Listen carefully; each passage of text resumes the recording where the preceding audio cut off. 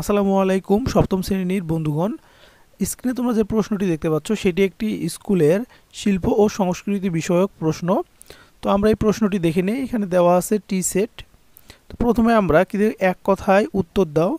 বাংলাদেশের জাতীয় পতাকার নকশাকারক কে? তারপর বাংলা গজলের স্রষ্টা কে? তারপর হচ্ছে দাদরা তাল কয় মাত্রার? তারপর মৃৎশিল্প কোন ধরনের মাটি ব্যবহার করা হয়? বাঁশ ও বেতের দুইটি ব্যবহার সামগ্রীর নাম লেখো। বৈশাখী মেলাকে ঘিরে কি বসে? মেলার একটি বিশেষ আকর্ষণ কি? বা জাতীয় প্রতীকে কয়টি তারকা থাকে? বাংলাদেশের জাতীয় পতাকার রং কি? কিসের গুঁড়াকে পানির সাথে মিশিয়ে আলপনা করা হয়? বাংলার ঐতিহ্যবাহী লোকশিল্প কোনটি? বাংলার বাংলা সনের প্রথম মাসের নাম কি? যে খাতায় বন্ধুর মতো সবসময় পাশে থাকে তাকে কি বলা হয়?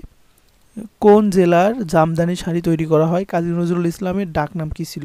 এখন সংক্ষিপ্ত প্রশ্ন, যে কোনো চারটি প্রশ্নের উত্তর দিতে হবে।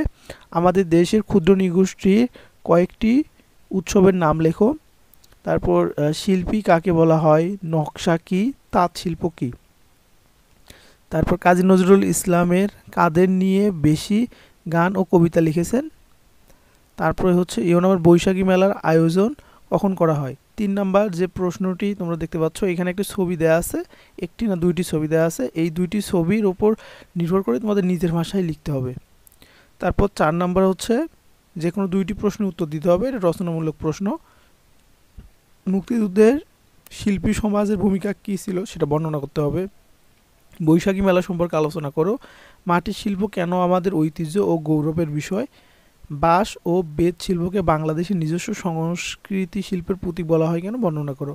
আর ব্যবহারিক অংশে বন্ধু খাতা প্রদর্শন। আর যে কোনো একটি কাজ করতে হবে, সেটা হচ্ছে যে তোমার পছন্দ মতো যে কোনো একটি আলপনা আঁকো, অথবা আমাদের জাতীয় কবি নজরুল লেখা যে কোনো একটি কবিতা আবৃত্তি করো।